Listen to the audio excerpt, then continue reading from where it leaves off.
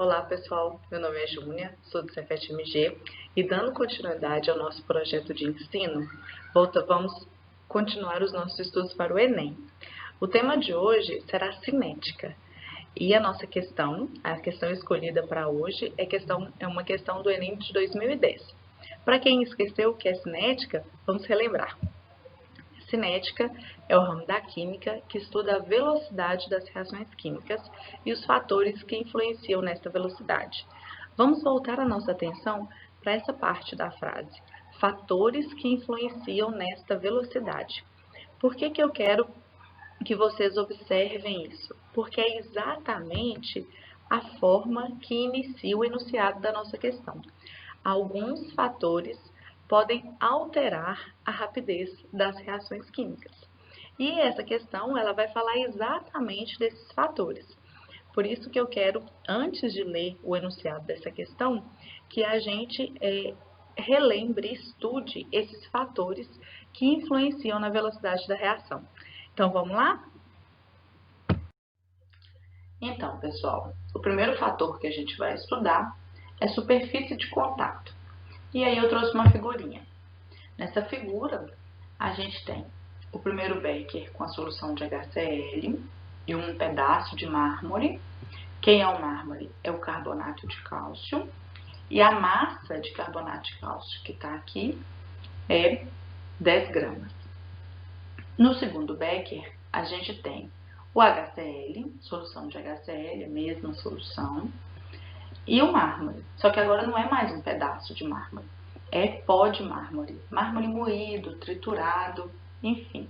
Mas a massa é a mesma. Ambos os beckers têm 10 gramas de carbonato de cálcio. E aí, quando a gente observa os dois beckers, a gente percebe a formação de gás perto desse mármore. E essa formação de gás é evidência de que tem uma reação acontecendo. Que reação é essa? Essa reação é a reação do carbonato de cálcio mais o ácido clorídrico, carbonato de cálcio mais ácido clorídrico, se transformando em cloreto de cálcio mais ácido carbônico. O ácido carbônico se decompõe em água e gás carbônico, CO2. Então, essas bolinhas que a gente vê, esse gás que a gente vê sendo formado perto do mármore, é o CO2. A quantidade de carbonato de cálcio que tem para reagir é a mesma. Então, se a gente pensasse que todo o carbonato de cálcio fosse consumido, a quantidade de gás carbônico formado seria a mesma. Mas existe uma diferença entre esses dois beckers, que é a quantidade de gás que a gente vê. Não é que no final eu vou ter mais gás carbônico aqui, mas esse gás carbônico que é desprendido aqui, ele é desprendido mais rapidamente. Então, se fosse para esperar todo esse mármore acabar a reação, consumir todo o carbonato de cálcio, a quantidade de CO2 seria a mesma, mas essa aqui iria terminar muito mais rápido. Por que isso acontece? Isso acontece que para que a reação ocorra, o HCl e o CaCO3 têm que estar em contato. E quando a gente tem um pedaço de mármore, esse contato acontece só aqui na superfície. Então, eu tenho uma menor superfície de contato aqui em comparado com essa situação. Aqui, com o mármore todo quebrado, triturado, esse HCl consegue interagir muito mais facilmente. Existe uma superfície de contato muito maior. E é por isso que essa reação acontece de forma mais rápida. Então, o que a gente conclui? Que quanto maior a superfície de contato dos reagentes, maior a rapidez de uma reação. Então, se fôssemos esperar o fim, essa aqui terminaria primeiro e essa aqui iria demorar um pouquinho mais. O segundo fator que nós vamos estudar são os catalisadores. Então, vamos observar esse gráfico. O que esse gráfico traz para a gente? Os reagentes, os produtos, a diferença de energia entre reagentes e produtos. Então, relembrando a nossa aula da semana passada, isso aqui é o valor do ΔH, e esse ΔH é negativo, porque a energia dos reagentes é maior que a energia dos produtos. Então, aqui está mostrando para a gente a quantidade de energia liberada por essa reação. E em vermelho eu tenho a reação sem o catalisador, em azul a reação com o catalisador. Essa diferença de energia entre os reagentes e o ponto mais alto da curva é a energia de ativação. O que é essa energia de ativação? É a energia mínima necessária para que a reação ocorra. Então, quando a gente observa aqui com o catalisador, essa energia é menor. Então, é isso que o catalisador faz na reação. Ele diminui a energia de ativação. Então, ele faz com que a quantidade mínima necessária para que haja a formação de produtos seja menor. E como que ele faz isso?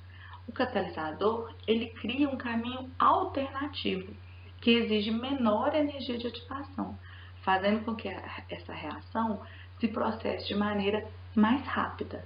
Então, o catalisador, ele aumenta a velocidade da reação. O terceiro fator é temperatura. Temperatura já é nosso conhecido, né, do nosso dia a dia, que altera a velocidade de reações. Um exemplo, os refrigeradores e a panela de pressão. Então, por que a gente põe os alimentos dentro da geladeira? Os alimentos são colocados dentro da geladeira para que diminua a velocidade da reação que leva esses alimentos a se estragarem. Então, leite, por exemplo. O leite que fica dentro da geladeira, ele vai demorar mais para estragar do que o leite que você deixa fora da geladeira. Então, diminuir a temperatura, estamos diminuindo a velocidade dessa reação. A panela de pressão é o contrário. Então, imagine se a gente fosse cozinhar feijão numa panela que não é uma panela de pressão. Ia demorar muito, porque o grão é muito duro. Então, a gente cozinha. As pessoas usam panela de pressão para que esse cozimento seja mais rápido. Então, a gente acelera essa reação, que é a reação de cozimento. Por que isso acontece? O que acontece com as moléculas quando a gente aumenta a temperatura, diminui a temperatura, para que isso influencie na velocidade da reação? De qualquer reação, né? A gente altera a energia cinética das moléculas. Tem até um gráfico aqui que a gente vai observar que isso fica bem claro. Para a gente, então aqui, a gente tem temperatura 1, temperatura 2. Aqui é a energia cinética das moléculas. Vocês podem perceber que aqui eu tenho um número maior de moléculas com essa energia. Aqui eu tenho um número maior, porque eu estou no ponto máximo da curva com essa energia. Então, eu aumentei a energia cinética das moléculas quando eu aumento a temperatura, porque a temperatura 1 é menor que a temperatura 2. Mas um ponto desse gráfico que é super interessante é esse aqui, ó. Energia de ativação.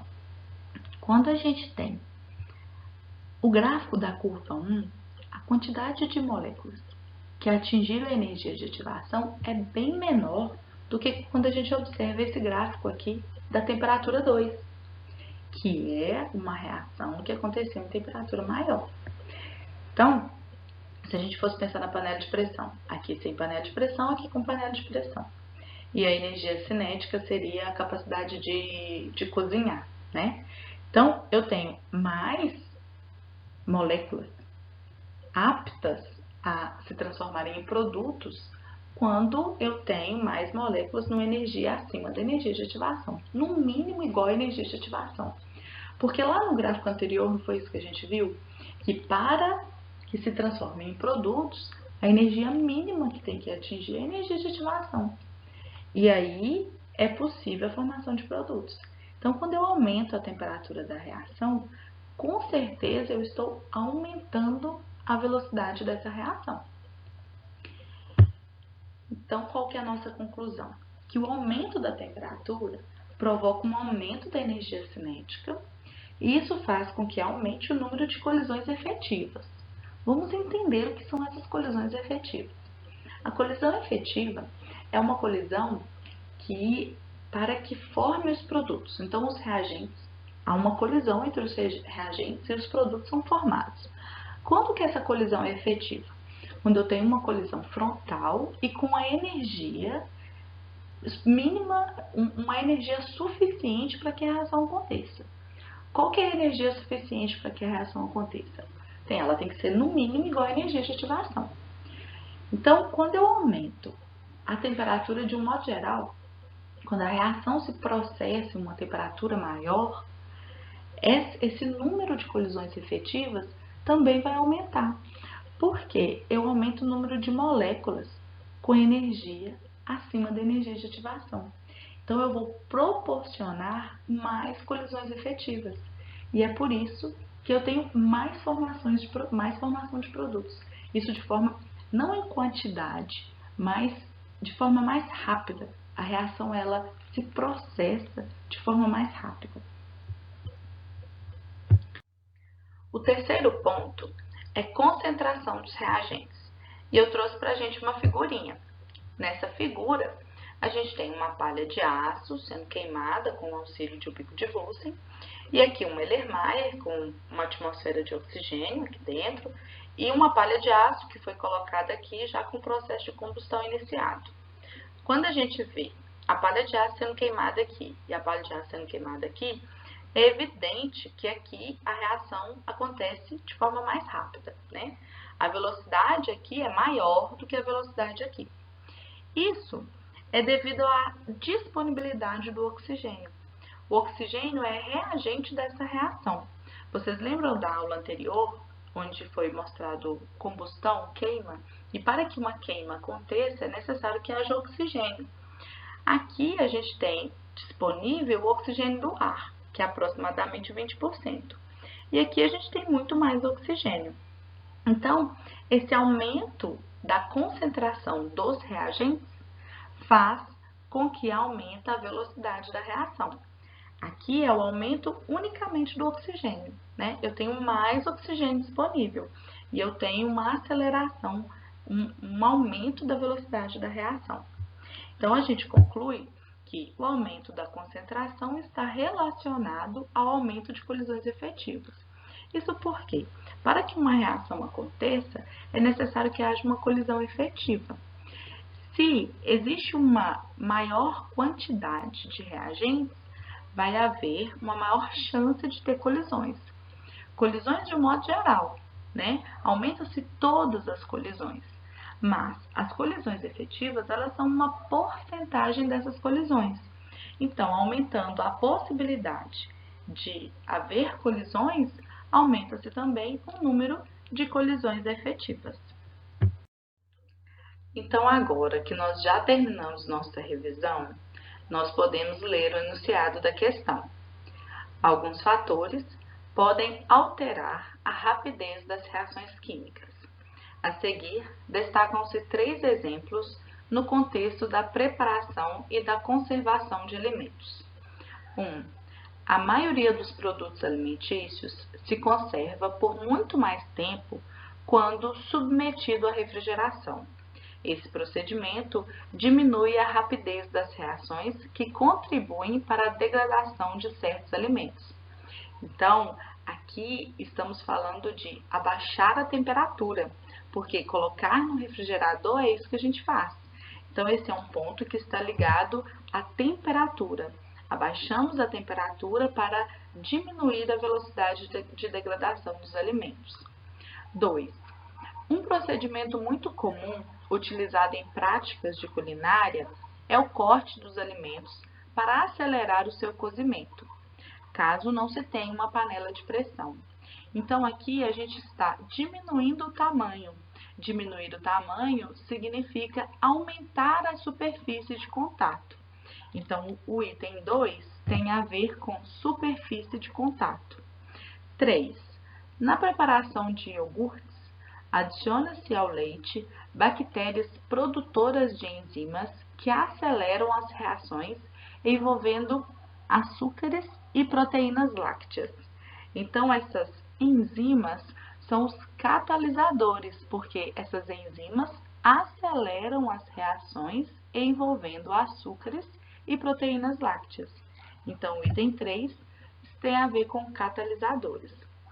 Com base no texto, quais são os fatores que influenciam a rapidez das transformações químicas relacionadas nos exemplos 1, 2 e 3, respectivamente?